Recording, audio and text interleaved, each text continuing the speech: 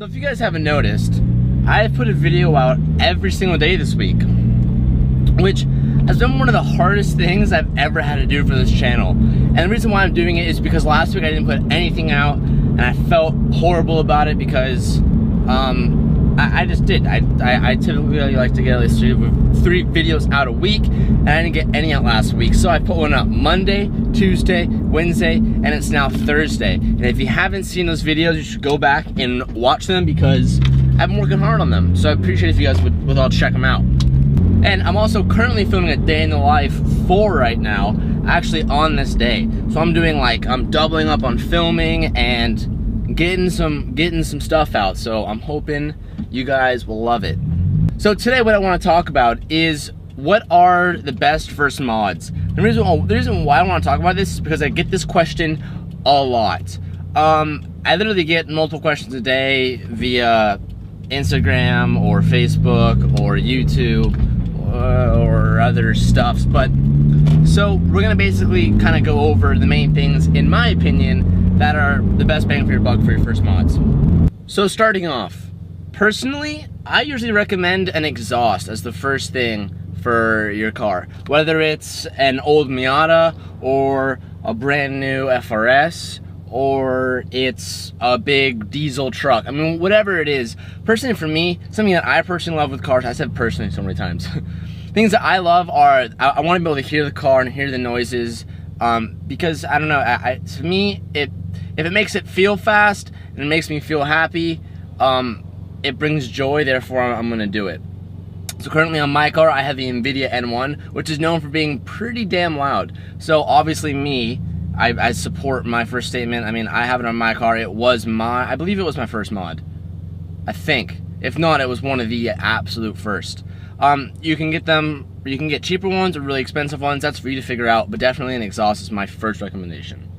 The second thing I usually like to suggest is an intake. Now, I mean, I suggest it, but although I don't have it on my car. Personally, my car was loud enough as it is, so I didn't want an intake. But an intake, what it really does, it just makes your car louder. Yes, all intakes claim certain gains. Everything's gonna be like, oh, it has a 7 to 10 horsepower increase and a 10 foot-pounds of torque. Honestly, you won't really feel that. No matter how expensive your intake is, it really doesn't do much. What it really does is it allows the car to breathe a little better, and it makes it a little louder. And if you have the turbos, you can hear the whooshies a little more. But other than that, it's basically for noise. I mean, sure, you maybe will get a couple horsepower out of it, but you're not gonna notice it. You won't feel it. The main thing is you're just gonna hear it. And for my car, I don't want more noise because it's already really loud as it is.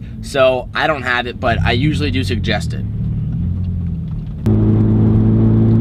The third thing that I want to suggest, and this is, I think this kind of only goes for manual transmission cars, and that is a new shift knob.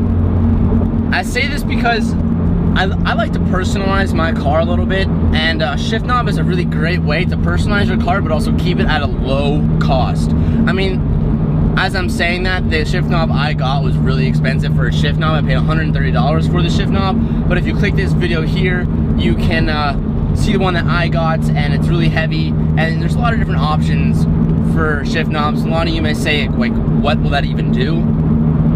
So for an example, mine has a very low center of gravity, so the knob sits lower than the stock knob, and it's also very heavy, so it makes my shifts a little smoother and go in a little easier. That's what she said. And I personally like that. That's not for everybody, but I personally love it. So a shift knob is a great way to personalize the car a little bit, but keep it at a low cost. The fourth thing that I'm gonna suggest, now this gets a little more expensive, but for me, I think it's a great investment, is either springs or coilovers. Now, which one you wanna do, that's up to you. I am personally running coilovers on my car. They are the Teen Tine, however the hell you wanna pronounce it, street basis, so I think they're the cheapest ones they make. I mean, don't get really cheap coils. I mean, I pay $800 for mine. I probably wouldn't buy anyone's cheaper than that, just because of quality issues. It gets kind of finicky. But I know Teen Tine, however you want to say it, is really reliable, and a lot of people love it. So I went and jumped on it. If you want to go springs, that's good too. The reason why I say this is because it increases handling, either way, coils or springs, and it lowers the ride height. And personally on the BRZ, the ride height was super, super tall, so I was like, I need to lower this bitch, and I got coils. And I love the appearance of load cars, so for me, that's a great investment. Lastly, what I'm gonna suggest, now this is probably the most expensive mod. This is the most expensive mod of the list, but again, it really personalizes the car, and I love it. So it is going to be wheels. Now, you don't have to get forged wheels or HREs or Vossens or fill in the blank super expensive ones. You can get the cheaper M ones, you can get reps, you can do whatever you want. As long, I just suggest that you do your research on the way certain rims are made. For example, there's gravity cast, low pressure cast, and then you have your forged and etc.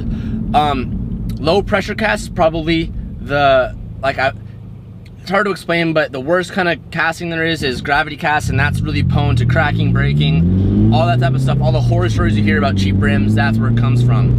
I personally have low pressure casts. Now those are one step above. They're not the strongest ones, but they're also not the weakest ones. It's a pretty average wheel. Now, I don't want people to comment being like, oh, yeah, low pressure casks. Well, I had those and they cracked. You know, not all of them are the same. I haven't had any problems. I know a lot of people running low pressure casts. There aren't any problems. I don't beat my car up, so it's not an issue. But again, if you're gonna go the cheaper route, do your research, figure out the way it's casted, and you'll be all right. But you know, you just want to do your research. Once again, I love wheels because it's a way to really personalize your car, and if you want, you can make them bright red, bright green, or you can make them subtle like mine and go like a silver or a gray, or go black, and it really makes your car pop out and really stand out more. So I love them, and wheels are mad. That's all we're gonna talk about today, so I hope you all enjoyed this video, and I will see you tomorrow for a day in life 4. And I hope you guys love it, because I'm working my booty off to get all this filming done during class and all that stuff. Anyway, guys, I will catch you next time. Peace. Dude, you're hiding chips in here? At Del Mar, got like VIP parking. That's hot, dude. It's been a long time. That's really hot. I want more.